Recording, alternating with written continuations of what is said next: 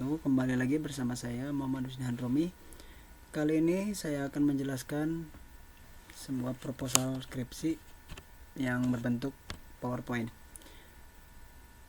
Tak lain dan tak bukan, ini adalah sebuah tugas yang mana ini tugas dari mata kuliah metode penelitian dan proposal skripsi. Langsung aja kita mulai ya. Di sini saya mengangkat judul yang mengenai database masyarakat Kelurahan Jagasatru. Studi kasus yang saya pilih yaitu Kelurahan Jagasatru.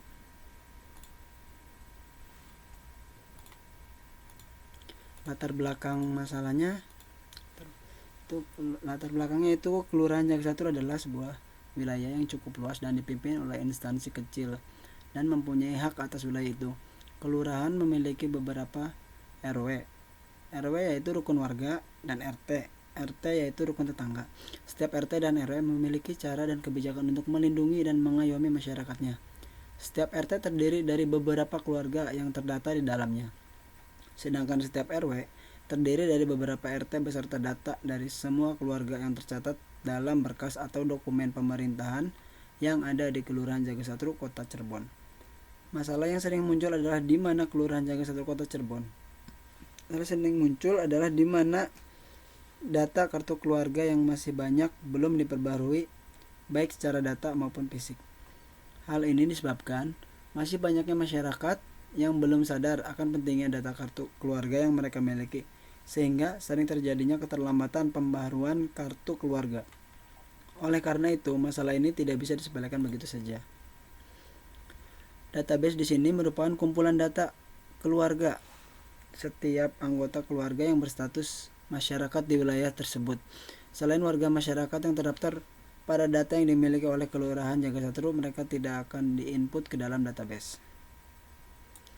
Oleh karena itu, bagi setiap warga masyarakat yang berstatus sebagai warga Kelurahan Jagasatru, diharapkan memeriksa data-data yang mereka miliki, baik itu kartu keluarga maupun kartu tanda penduduk.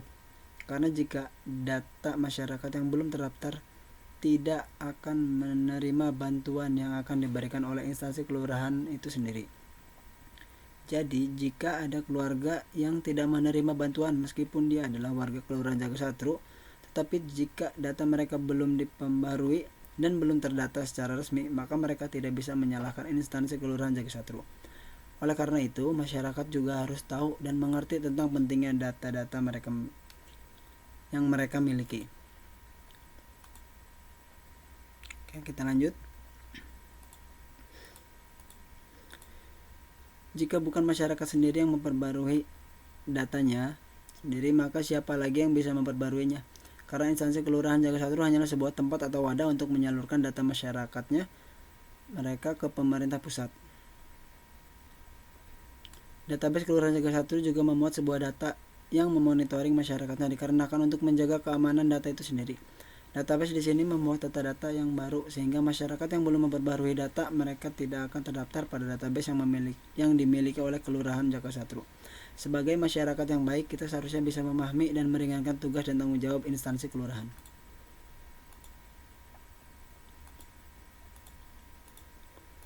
Di sini tujuan utama yang hendak dicapai dalam database Kelurahan Jagasatru adalah yang pertama itu memudahkan dalam memonitoring data masyarakat. Yang kedua, untuk mempermudah dalam perubahan data masyarakat. Yang ketiga, pengamanan data masyarakat. Yang keempat, untuk menciptakan kemudahan bagi masyarakat yang kebingungan dalam memperbarui data. Dan yang kelima, menerapkan ke dalam bentuk aplikasi. Di sini rumusan masalah. Saya mengambil kutipan dari Andrik Purwasito tahun 2004 dan Sugiono tahun 1999, jilid 302.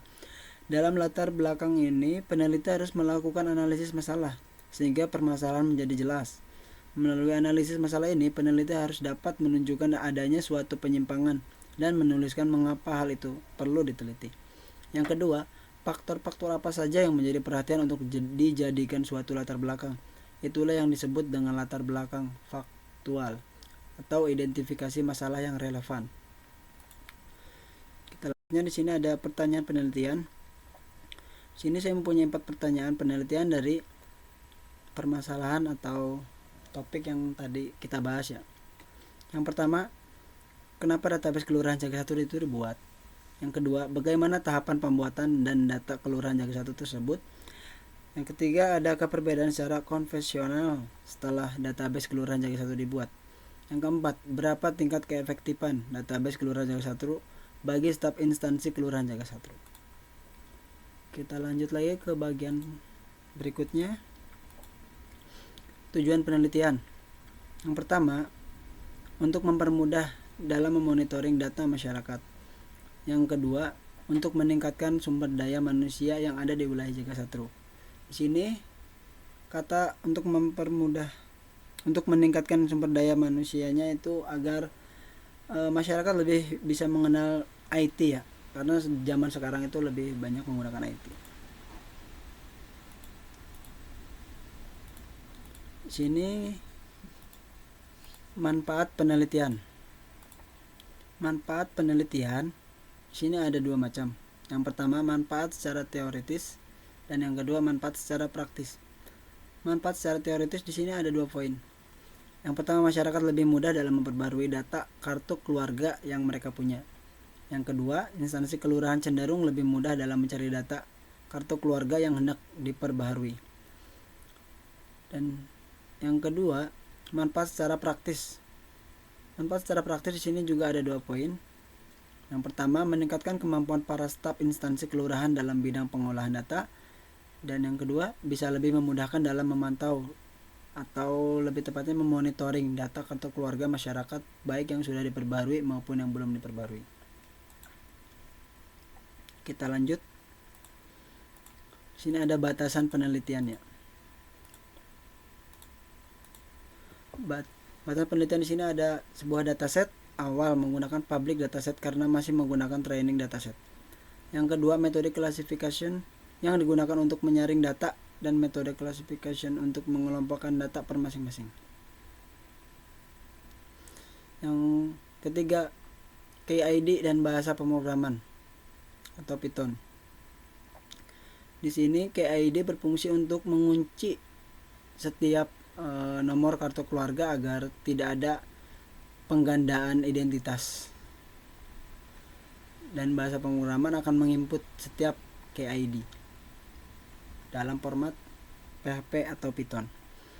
Di sini kode editor yang digunakan input key atau submit database. Setiap user atau setiap kepala keluarga yang memperbarui datanya akan diinput menggunakan submit atau key input.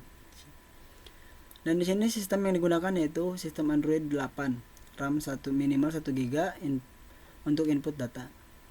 Di sini saya ingin membuat sebuah aplikasi pada handphone karena sekarang cenderung orang-orang lebih banyak menggunakan Android atau handphone ya.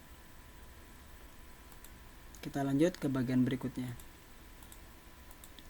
Di sini ada beberapa kerangka berpikir ya yang sudah saya buat.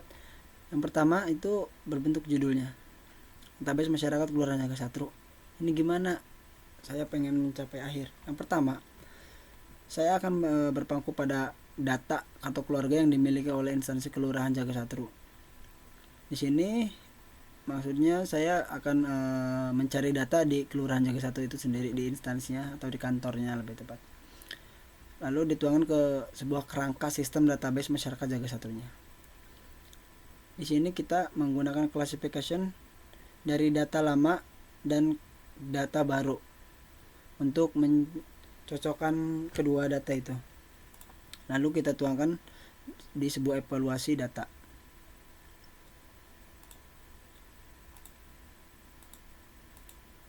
Kita lanjut lagi.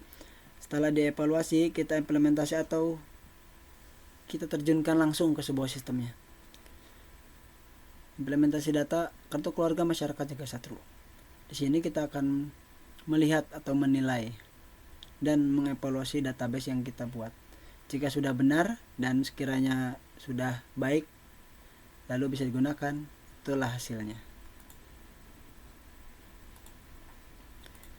Sini jadwal penelitian ke halaman berikutnya. Di sini ada sebuah jadwal penelitian yang sudah saya buat ya.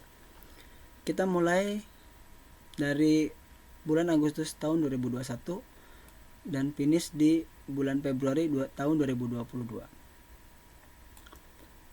Di sini di bulan pertama yaitu bulan Agustus 2021, saya akan memulai dari langkah mengidentifikasi masalah, mencari keterkaitan material penelitian seperti data dan yang lainnya, mengidentifikasi kesenjangan masalah, merumuskan tujuan penelitian, merumuskan pertanyaan penelitian. Lalu dilanjut di bulan September yaitu merumuskan tujuan penelitian, merumuskan pertanyaan penelitian, mengumpulkan data, fakta, literatur.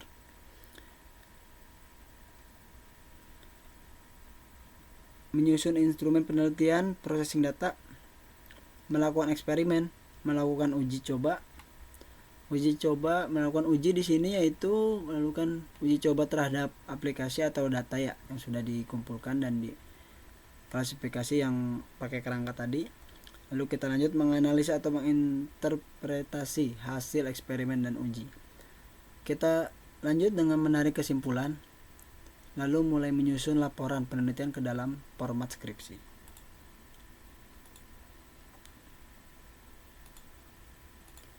Daftar pustaka. Di sini saya mempunyai daftar pustaka dari Kurniawan, Medcoms, Nugroho beserta Bun Nevid, Vianda beserta David, dan Weterbel.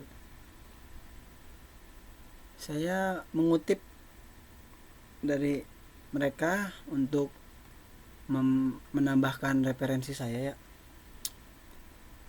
karena buku-buku mereka yang sejalur atau yang hampir samalah menurut saya permasalahannya. Jadi saya belajar banyak dari mereka untuk menyusun sebuah skripsi atau laporan skripsi di sini.